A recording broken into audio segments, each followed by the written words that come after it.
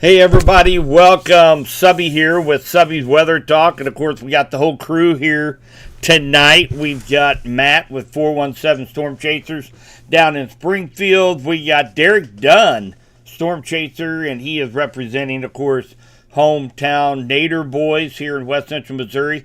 We got Jeff Smith, Storm Chaser, representing up in Northeast Kansas, where they've got actually a line of pretty good storms that are moving down into that neck of the woods we're going to take a look at here in just a second. Of course, we got our young pup Andy Hicks with Team Havoc. They're taking West Central Missouri by storm. They've been working very diligently on getting their stream looking good, and they've been working really hard. And of course, myself, I am with Subby's Weather Talk, also meteorologist for Radford Media Group here, West Central Missouri. We have a couple radio stations here. I also do some freelance forecasting for 2 radio stations up north as well. So, taking a look here at chat real quick. I know we got Catherine and Kevin Short. They're both on there. They follow us on our live streams as much as they follow and go hand in hand with our chasers in the field. So, of course, they're here tonight, too. So, real quick, let's take a look. There has been just in the last few minutes, there's been a new mesoscale discussion that has come out for northwest Missouri and parts of northeast Kansas, and also kind of in that four-corner area, Nebraska, Iowa, Missouri, and Kansas. Let's take a look at radar, then we'll take a look at the Storm Prediction Center mesoscale discussion before we go into the severe threat for Tuesday and Wednesday. So I'm just going to let everybody see at home what we are talking about here, and I'll let the boys look too.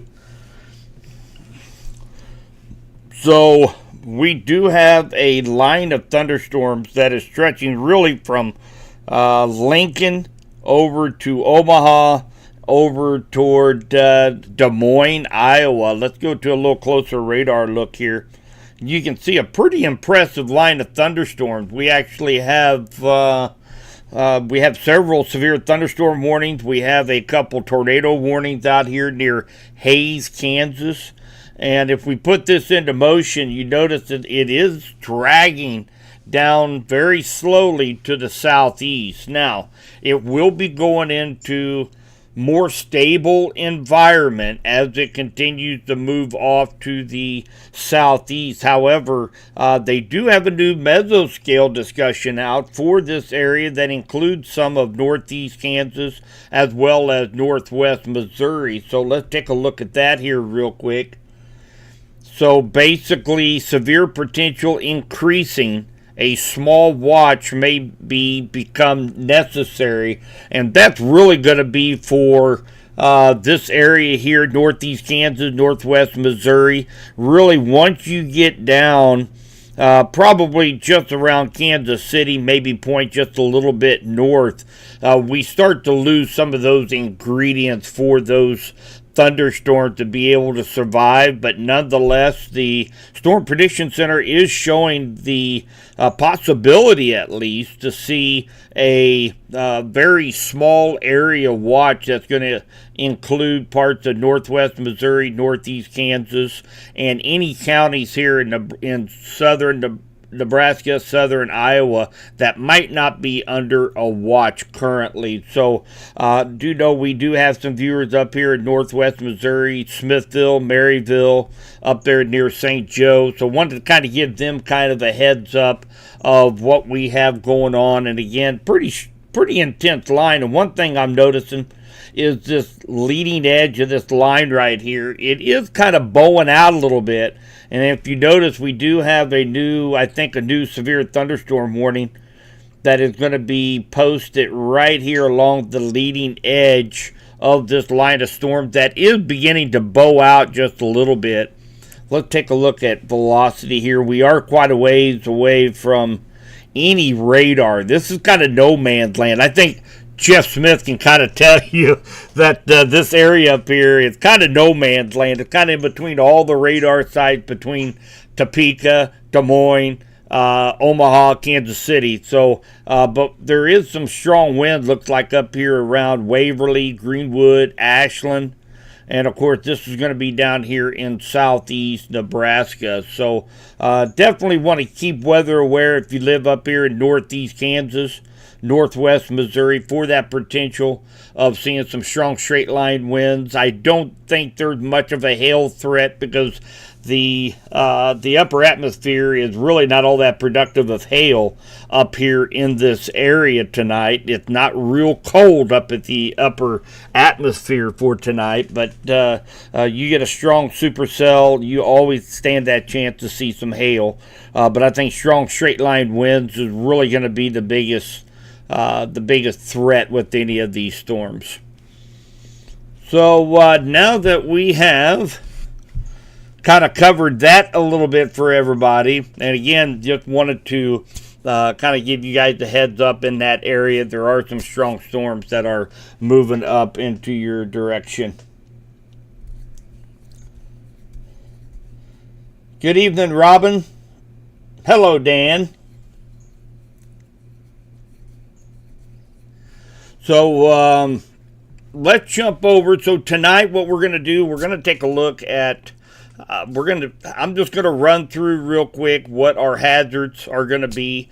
This is going to be, unfortunately, for these storm chasers, majority of this is going to be messy, and it's going to be nocturnal for this line of storms that's supposed to impact eastern Kansas, western half of Missouri, all the way down to Springfield. But nonetheless, it's something that we want to talk about. We're going to take a look at the models, storm prediction center, threat assessments, and then we're going to come back to our storm chasers and see if their thinking is right in line with the rest of us, or if they might have a couple more things that they want to throw in on the discussion. We're going to talk with Matt at 417 Chasers and see if he has any update with our Midwest Meso project, with our data collection probes that we have been diligently working on for the rest of 2025 and of course going into 2026 as well. We'll talk with Matt here in just a little bit. So right now, let's jump over to the Storm Prediction Center Threat Assessment Outlook. Let everybody at home take a look at that. And we're going to take a look at the 4-panel for tomorrow. Now, right up here where you see, this is the overall threat for our area. Most of us look to be in that level, looks like level 2 out of 5 slight risk area. That's in the yellow shaded area. Now, there is a sliver of far western Missouri that's going to include parts of Jackson, Cass, Bates, and Vernon counties that are in a level 3 out of 5. But, for the most part, this is just telling you everybody needs to be weather aware for tomorrow for the threat of severe weather. Now, the biggest threats that we have on the table right now definitely is going to be the wind outlook. That's what you're looking down here in the bottom right-hand corner, as there is a black hatched area, as well as a 30% red area, and surrounded by a 15% threat area for strong straight line winds. And I do believe once we take a look at some of these models and what they're putting out, taking a look at a couple of the photographs, they're really linear. And it's really going to be convective of some very strong bowing segments along a leading edge of an intense line of thunderstorms that looks like it's going to be coming through. The tornado threat, we have a 5% risk out there in central Kansas, eastern Kansas, up there in Jeff Smith's territory, and we have a 2% surrounding that through the rest of eastern Kansas and the western half of Missouri. Right now, look like down in Matt's area, southwest Missouri, it really from Joplin over to Springfield down to Branson, really looks like the biggest threat for you guys are going to be that strong straight line winds according to the SPC projections. And then, of course, on Wednesday, that's when kind of southwest Missouri starts to kind of get into this a little bit. Now, we're really dealing with a single line of storm that's going to be moving through. There is a chance to see some more storms pop up Wednesday afternoon, maybe a few thunderstorms tomorrow morning, tomorrow afternoon. They are likely going to be non-severe from the way it looks right now. We can't rule out a severe thunderstorm tomorrow during the day or Wednesday afternoon, but for the most part, our biggest severe threat is going to be along the leading edge of this line of storms that's going to be coming in, and we'll take a look at that here in just a minute. Let's take a look at the NAM of what radar could look like as we go through the rest of tonight into tomorrow. And let's just put this into motion. Now, remember, as we go into tomorrow morning, now the NAM is not picking up on any thunderstorms in this area or rain showers. The HRRR is showing it. There's a couple other models showing a few isolated showers, thunder showers out here in west central Missouri, southwest Missouri, ahead of the main show. But, for right now, it's looking like just a slight chance to see some pre-thunderstorms, likely non-severe, but we'll be watching them very closely because we're going to be heating up and we are going to be juicy tomorrow, and we'll get to that here in just a minute. But the big show really starts to take shape as we head into the evening and into the early morning hours as we have this line of storms come marching across here. Now take a look. This is 1 a.m.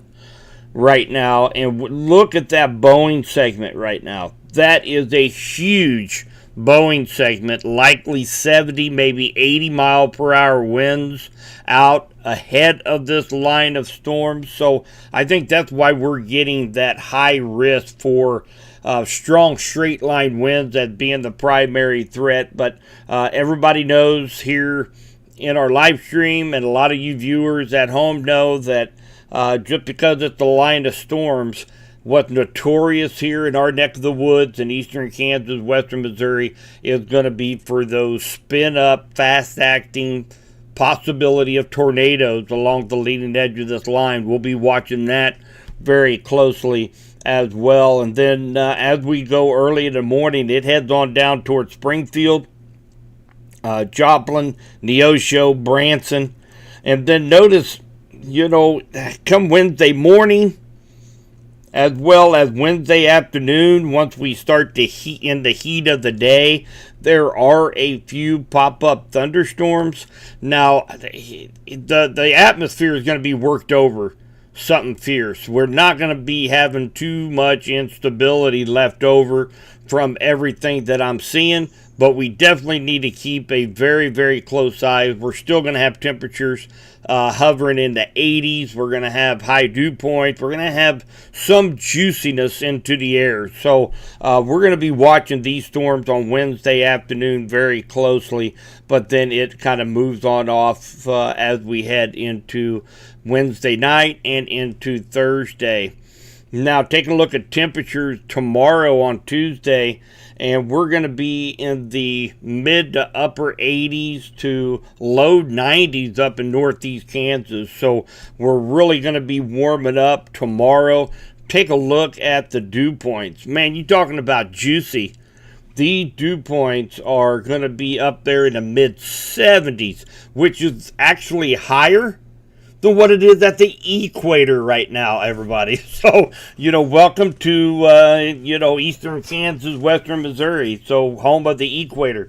So we're going to have middle 70s as we go into tomorrow afternoon. Now, what's interesting, we're going to see a couple dry line bulges right through eastern Kansas and into west central Missouri. And this is the most concerning aspect of the severe threat, in my opinion. We'll kind of get all the other chasers' opinion here in a minute.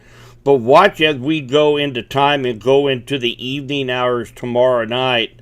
And you notice, look at a couple of huge dry line bulges that, when you get a dry line, there's a separation between the really moist, juicy air and the really dry, cooler air.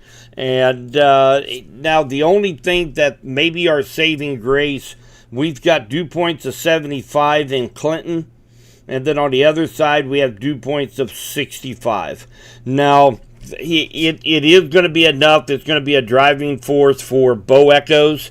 But, what's, I guess, what I look for is when you start to see those dry lines that separate 25 degrees or more in dew points. So if this was 74 and this was, say, 50 or 45, you have a lot more instability there to work with, but I still think that the dry line bulges are a great indicator of what type of severe weather that we could get overnight tomorrow night. And again, that's going to be strong straight line winds. We cannot rule out a quick spin up tornado along the, I always try to look at the bookends, the north end and the south end. Primarily the north end is when you're going to see little eddies. If you think of the atmosphere and our dew points, if you think of it as like a body of water and being liquid, when you have a stream that's flowing and has a sharp, say, 180 turn in it, when that water goes around that curve, if you notice on the bookends on that curve, you'll see little eddies. And that's exactly what happens in our atmosphere. You'll get little eddies, little spin-ups of tornadoes. They likely very weak. They don't last very long, but we still need to be weather aware for that possibility. But this was very impressive dry line bulges here on dew point. And then, of course, as we take a look at rainfall probabilities, again, anywhere between inch to 2 inches from northeast Kansas down to eastern Kansas into west central Missouri, between 1 to 2 inches of rainfall throughout this event through Wednesday night. So lots of information to take in. The biggest takeaway that we need to be weather aware as we go into Tuesday, especially tomorrow night. One of the biggest reasons, we've been having issues here in west central Missouri all season long with weather radios. They are working supposedly here in west central Missouri, but now take a look at our friend down in Springfield. So Springfield, National Weather Service NOAA weather radio outage from June 16th through the 18th. That affects all of southwest and southern Missouri.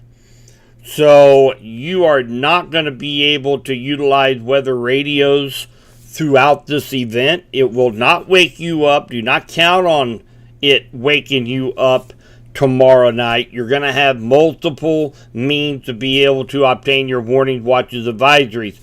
My suggestion, Storm Shield. It does have audio and visual alerts. It does wake me up. It's free. It does have a paid version if you want to see like Futurecast or something like that, but it is free. American Red Cross Emergency app, also another great app to utilize, but do not be counting on weather radio down in southwest southern Missouri. This is actually here in west central Missouri going to include Benton, St. Clair, and Vernon counties. You guys will not be able to utilize this function.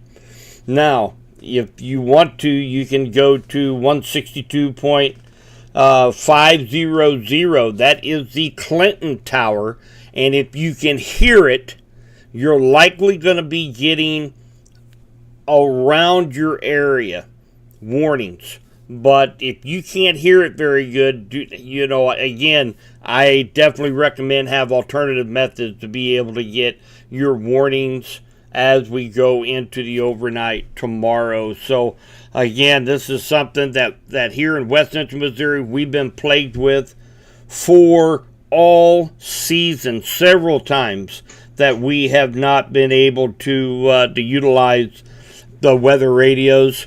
So, guys, this is the reason why we do what we do. I'm sure Matt's going to be live. I'm going to be live. Nader Boy's going to be live. We might have a couple chasers in the field. I don't know what their plans are yet, but nonetheless, we need to keep everybody informed. And I mean, that's our job, guys. We're going to have to keep everybody informed tomorrow night, especially down your way, Matt. Yeah, for sure. So, Derek, let's talk to you here for just a minute, and then we're going to go over to chat here. We've got a few questions. We have quite a few people here in the stream tonight. So, are you planning on going out any tomorrow night? Are you going to be with this being nocturnal? This is tough for you guys. I know it is. Are you planning on sitting this one out likely? Yes and no. I'll probably go out tomorrow while it's still daylight, while we can. Still get some good footage, some visuals and stuff. When it probably gets closer, I'm probably going to be at home just simply because it is a nighttime chase. Those are dangerous, especially with all the straight line winds and everything like that. I'm not willing to really risk it. Especially, I haven't really talked to Isaac or nobody yet, so I don't know what their plan is. And that could change if we get a good group of us together that, can stick together, throughout the nighttime. That the plans may change, but as of right now, yep, I'll go out probably right up till about 9:30. Then I'll head home, and I'll just kind of be in the background watching everything. And if I feel like we need to get out and get something, we will. So. Absolutely. Jeff, what about you? I think up here in my area, northeast Kansas, northwest Missouri, I'm going to monitor for storm initiation, kind of play it from there, but definitely not ruling out getting out after it tomorrow evening and riding it into the nighttime hours. A lot of it just depends on when initiation takes place, when we start seeing convection around here. And then just kind of ride it out from there. Don't really have a target in mind. I'm just going to kind of see how the day plays out. But it all depends on initiation, but not ruling out going after it. You bet. Andy, I have a feeling I know you're going to be working, I think, tomorrow night, I think is what you said. So, but are you going to kind of do what Derek and what looks like Jeff's going to be doing and kind of seeing what the afternoon holds? Yeah, like Jeff said, initiation time, keep an eye on it. Nocturnal chasers are very, very dangerous. Can't see anything, you're relying on power flashes, lightning. I will be at work. I may see if I can sneak away. We'll see. Yeah, probably going to set tomorrow night out. And, of course, keep an eye on Wednesday as well. So we'll just have to wait and see. Very good. So, Matt, why don't you tell us kind of your plans, and also why don't you kind of maybe give us an update on the Midwest Meso project and on our data collection probes, and maybe what we foresee here in the future. My plan is it's going to be way early morning. I mean, from everything I see, our area is going to be like between 2 and 4 o'clock Wednesday morning. So I'll probably just be live streaming from here at the house to cover that. The probes are coming along. I got 3 built now. So I'm just got to finish the enclosure outfits on those. I have got the first deployment on one. We got about 45 minutes of data off of a storm about a week ago, and with the way it's looking, I'm just here with my daughter this week, just me and her. So I don't think I'm going to be going out, but I am going to try to get at least get the probe out in the front yard and get the data off this storm for Wednesday morning. So we're moving along. It's just a matter of I want to get everything right since our probes are kind of going to the 4 winds. I'd rather get them all set up and ready to go to where there's I'm not having to drive 3 hours to fix something. Yeah. So I would like to say we're going to have them all ready to go by the end of this season, but we've got a very small amount of peak season for us. It's kind of dwindling away. So, if not, we're going to be rearing and ready to go for the 2026 season. But That's awesome. Well, and again, we are basically at the end of our historical severe weather season, springtime. Now, that's not saying that we can't get any severe weather for the next 6 months, but it is historically kind of when the tornado season begins to wrap up, the jet stream retreats back up to the north, and of course those in the high plains and in Canada, they're getting ready to go because this is part of their start of their severe storm season up there. So, we, according to the LRC, we have a couple other potential toward the 3rd, 4th week of July. And then we really have to start watching. Things are going to start heating up in the Gulf with some tropical systems. Of course, that always throws a whammy into things. That could easily push a low pressure system up close enough to us this year. It looks like Texas, Louisiana, down in the Gulf of Mexico is going to be the hot spot this year, in which they've been kind of left out here over the last couple of years. I think they're going to make up for it this year, according to the Weather 2020 and the LRC. And, of course, if that happens, that's going to spend a lot of moisture up in our neck of the woods, as well as for that threat of maybe some more severe weather. And then we head into the fall, and fall is kind of our second half of storm season, so to speak. That's when the jet stream begins to come back down to us. And of course, that jet stream goes all the way down into the southern part of the United States during winter, allowing that colder Arctic air to filter in.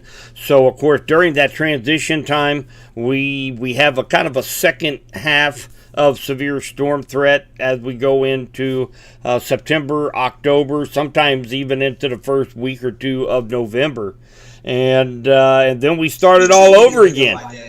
Yeah. We should be good by.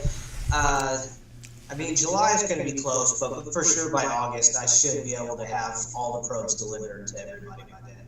Oh man, that's going to be awesome. That's going to be awesome. And then of course, once we get through the second half of storm season, then we're going to set our eyes on the 2026. Let's see, this is going to be held in Denver, Colorado this year, and that's the Chaser Conference. I know some of us in the crew is going to go this year. Some of them is going to hold off this year, go next year. But I'm looking forward to that this year. We're starting to get plans ready to go. Tickets go on sale in July. So all I know is last year's event on the Kansas side was absolutely spectacular, and I sit behind a computer screen. I don't storm chase, but it was still spectacular listening to some of the greatest minds in the weather community. These guys, they put so much time, effort. They've done so much research on different weather topics, and it was fascinating. So I'm very much looking forward to that 2026 in that regard, and I know I'm anxious to get some. Actually, the more I'm talking about it, the more I talk about to others in the weather community, to a couple meteorologists from National Weather Service. I mean, they're ready for us to start sending them some data, so they're pretty fired up over it, So I'm excited about it. Plus, we have a couple of probably some pretty big announcements that's going to be coming for us by the second half of the season. Possibly for the whole team as well as Jeff Smith. So we have lots of fascinating things that's going on here over the summer. So, we most chasers and teams, they start putting everything up when it gets to July 1st. But man, we're just starting to get going, so I'm pretty pumped up over it. So real quick, let me take a look at chat here. I know there's a ton of messages here, and I think Catherine's the big one. Catherine's like me; she likes to talk all the time. Let's see here. We've got. Yeah, it's going to be another early morning wake-up call, that's for sure. My lightning detector, my full-blooded border collie, he's going to make sure everybody knows when it's lightning overnight. Coffee's going to be on. So it looks like weather radios are working in the KC area. Yeah, right now, I know West Central Missouri's been out. They done a couple revamps on it. I know it started, all the buttons were lit up. It started making a squawking noise every like 2 minutes. And again, if that ever happens, all you got to do is flip the audio alert off and back on again, and it will reset your weather radio if you had the same thing as what I did. Third or fourth week of July, that's birthday time. So it looked like Catherine, they are, looks like they're going to be maybe watching on the porch. Kevin said he might be out, depending on the timing of the storms. And Catherine said, Kevin, don't come get me. I'm going to sleep in. So, anyway.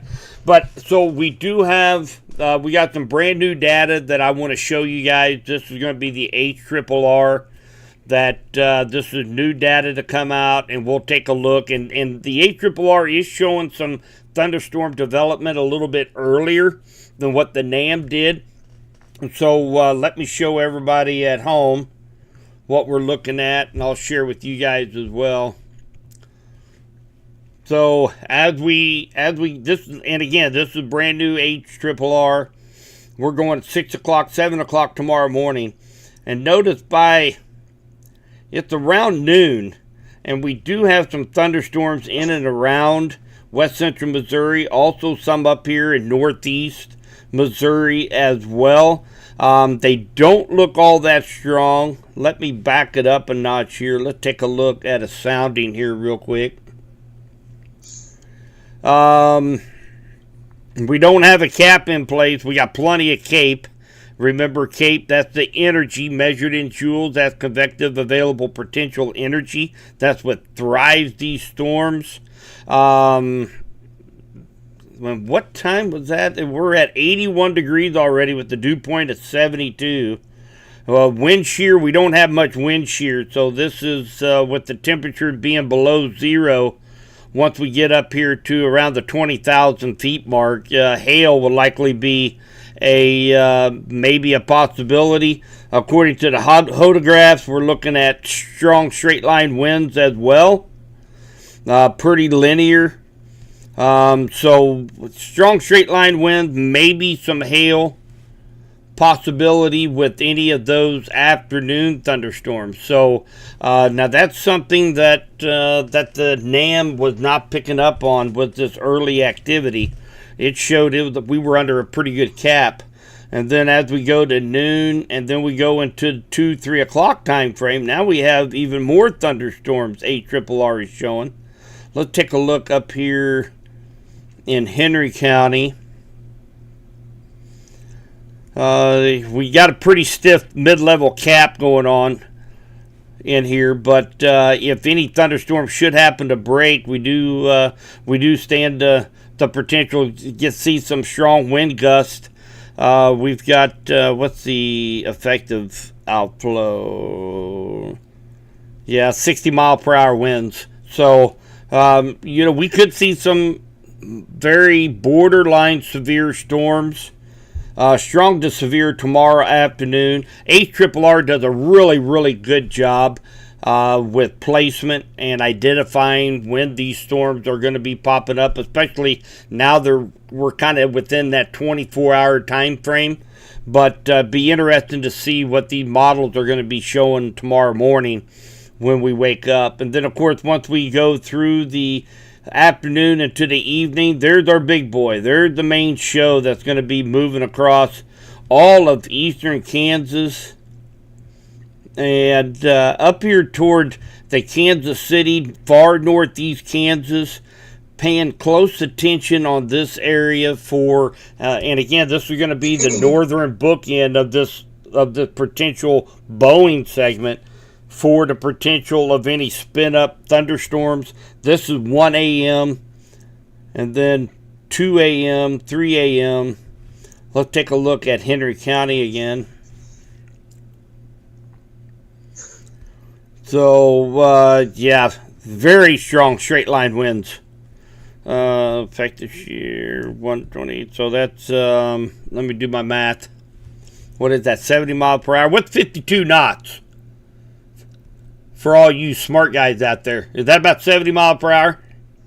Yeah, be. Without using Google. I hear the keyboard warriors out there. 59. Oh, it's 59? 52 knots, 59 mile an hour. Okay. All right. So we're still at roughly about 60 mile an hour potential winds.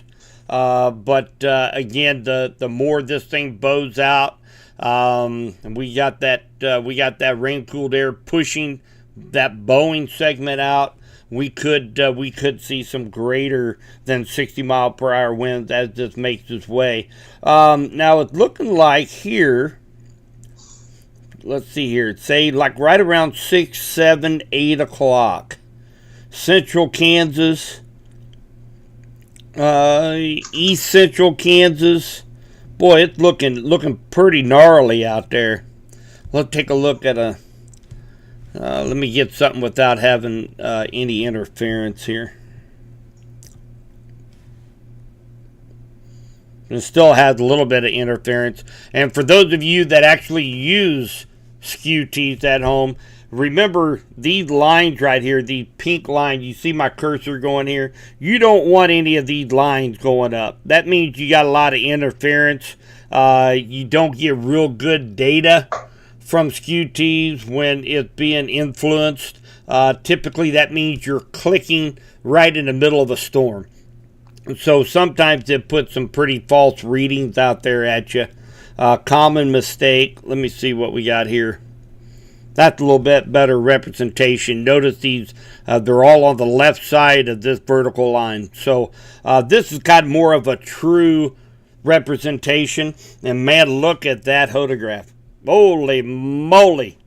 Now that is what you call some serious wind shear.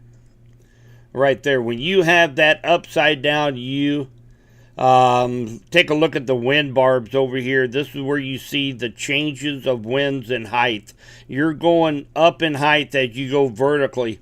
And man, those winds are coming from all different directions, from the southeast all the way to the west, just within the first 15,000 feet above our heads. So we have a kind of a higher LCL.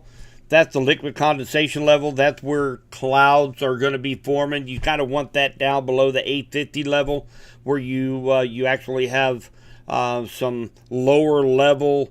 That's where you start to get into your lower level rotation. You start to have your thunderstorms building up at a little bit lower, get some of that surface-based thunderstorms and elevate it. But still, take a look here. They're let's just 68. So 68 knot, you're looking at 68 knot. That's about 73 miles per hour. Possible straight line winds. And of course, with that curvature, definitely going to have to be watching out there in central Kansas. Looks like east central Kansas. Jeff, are you planning on possibility of going out and chasing any of those? Depends on how it tracks. I will be staying that northeast Kansas area. I don't know how far south and to the west I'll actually go. Like I said, it just kind of how it all plays out, what fires first, and go from there. Okay. So again, we are going to see that line of storms very slowly make its way into parts of eastern Kansas, western Missouri. So basically, everybody needs to be weather aware as we go overnight. Southwest Missouri, again, no weather radios. So please have multiple ways to be able to get warnings, watches, advisories. 417 Storm Chasers, don't want to put them on the spot right now, but they will likely be going live.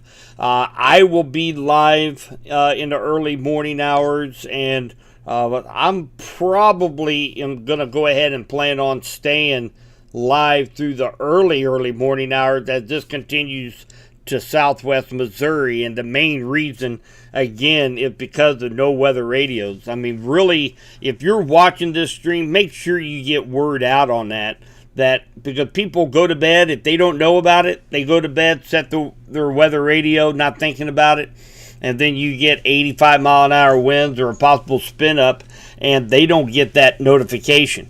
So very, very imperative that we get word out there to everybody. No weather radios for Southwest or Southern Missouri for tomorrow. It is down for a planned maintenance. It just happens to be when we've got severe weather coming into the area. So, guys, anything else you want to throw out there, anybody? I would just say that, for my viewers, our area, it is the entirety of the 417. It's everything out of the Springfield office. But, it really, just off of the data right now, I think our highest chances of the spin-ups is going to be like 3 to 6 a.m. Just off of the data right now. So, for sure, have a way to get warnings, because if they do spin up, it's going to be very quick. Just because it's a pretty intense bow off of everything it's showing right now. So just for sure have a way. Absolutely. And I know I do know Nader Boys and Team Havoc, both of them, they're gonna be on it. I know Andy does a really good job updating his personal Team Havoc Facebook page, social media. Everybody does a really good job. I'm sure Isaac, Levy, and Derek, they're going to be online.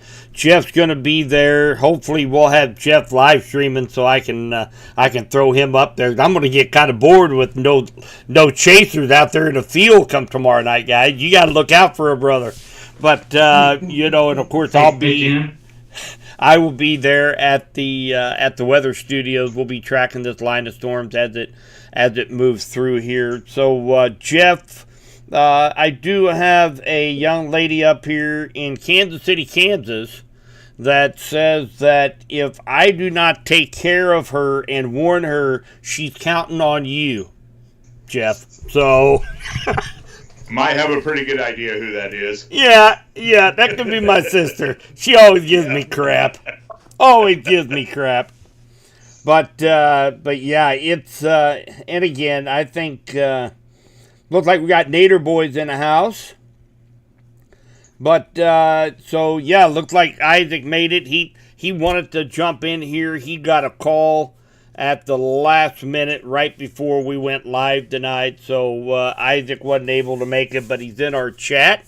So, of course, we want to welcome Isaac with Team Nader Boys. And again, very important that, I get this out. These guys are they're hardworking men. They've got regular jobs. They do this because of the passion of the weather. And so, any help that you guys can give them in buying them a cup of coffee, help them with gas. With everything going on in the Middle East, gas is going up, likely going to be up over $3 a gallon by next weekend. So things aren't getting any cheaper with the software wear and tear on the vehicles. So, I definitely encourage everybody, if you have a notion to want to help support these guys, I do have their... where you can make a donation. We got Team Havoc. They got their Venmo account up here. Nader Boys, PayPal, Venmo. We got Storm Chaser, Jeff Smith. Of course, PayPal, Venmo as well. And 417, they do have Venmo that you can, shoot them a couple bucks to help them out. And of course, if I do know that, let's say 417 Chasers, you guys have a new swag website now. People can go on and buy a hat or a shirt or something like that. You want to tell everybody about that? Yeah, we have a website now. It's 417stormchasers.com. We have hats, shirts, and stickers right now. We're working on they're just our normal team shirts right now. I'm working on a couple designs, but right now the swag budget is going into probes, so we'll get there.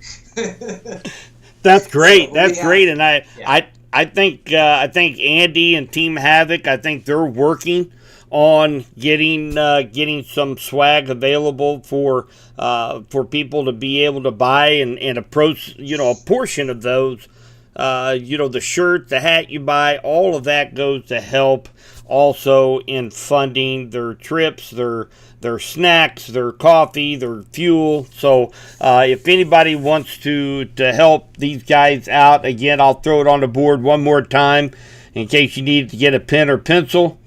And again, there's everybody's Venmo, PayPal accounts. I encourage you guys to shoot them a couple bucks, help them out. I know everybody through the last 3-4 years at Subby's Weather Talk, they have done fantastic. And I will tell you that, any extra that is donated to Subby's Weather Talk, 100% of the proceeds go back to either equipment for myself or I give back to our storm chasers. So I try to share everything that I have. So if anybody wants to donate, you guys go to my website, subbysweathertalk.com. And of course, all of my PayPal, Venmo, Cash App, all of that is right there on the website. So appreciate all the support everybody's given us here over the last year. And this could be one of the last times we get together just for a little while, guys. So things aren't looking really all that promising going out from this. Actually, from the 12th through the 18th of this month. That's been on my calendar all the way since the day after Thanksgiving.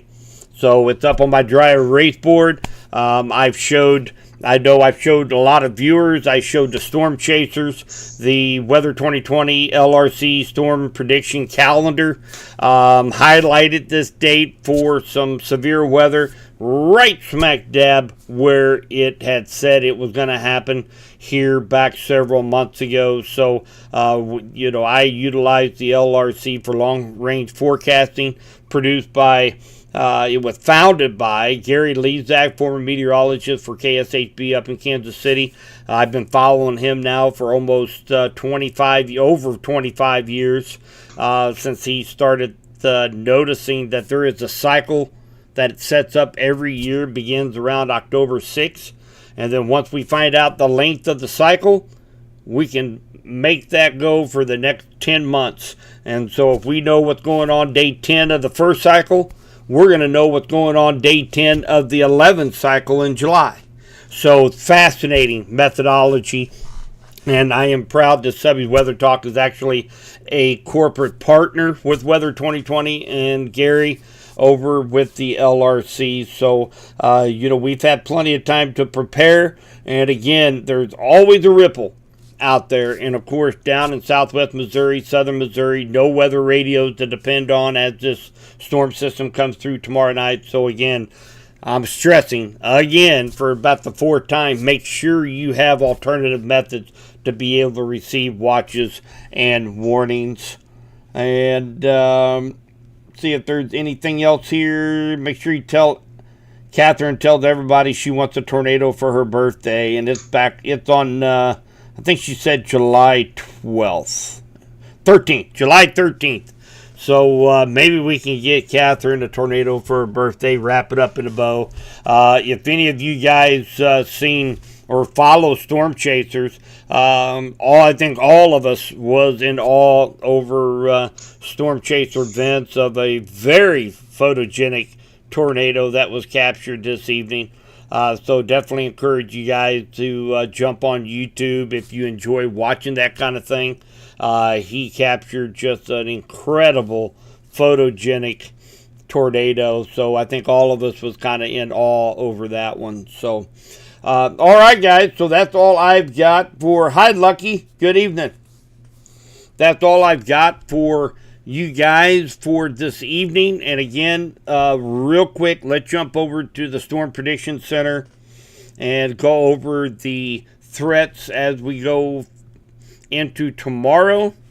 And of course, our overall threat, most of our area is in that level 2 out of 5 in the yellow area for the potential to see severe weather. All modes of severe weather are possible, but our greatest threat is definitely going to be for strong straight line winds. That's what you see down here in the bottom right hand side, as we're awfully close to a level 3 or 4 out of 5 with strong straight line winds. That will likely be our biggest threat with this line of storms that comes through overnight. I would go ahead and plan on any time after midnight tomorrow night, when the strongest part of this line will be coming through. But again, we're going to have to stay weather aware as we go through the entire day, as the ingredients are out there for possibility of seeing a couple stronger storms in the morning, maybe tomorrow afternoon. But you can rest assured that all of us are going to be keeping up on social media, keeping everybody informed and protected. So until next time, you bet. Thank you guys for joining in. We have a lot of thank yous coming up in the chat. So thank you guys, the viewers, for watching this episode of our roundtable. And again, it's very informal. We sit around, we talk about what the severe setup is. We'd love to do this a day, maybe 2 days prior to any severe weather in eastern Kansas, western Missouri. So we try to keep everybody informed. So make sure you share the stream. Just because, somebody might not be able to see it live, go and share our stream. Make sure you give us a thumbs up on our YouTube pages, subscribe to our channel, and share it. Go to your personal page. Say, hey, you guys want to know what the severe setup is? We do have a chance for severe weather tomorrow. Here, watch it. These guys covered it all. That's what we do. It's not necessarily for all the for the monetary aspect, trying to be big players. We just want to get word out to people, and especially since we're dealing with did I mention no weather radios for Southwest or Southern Missouri?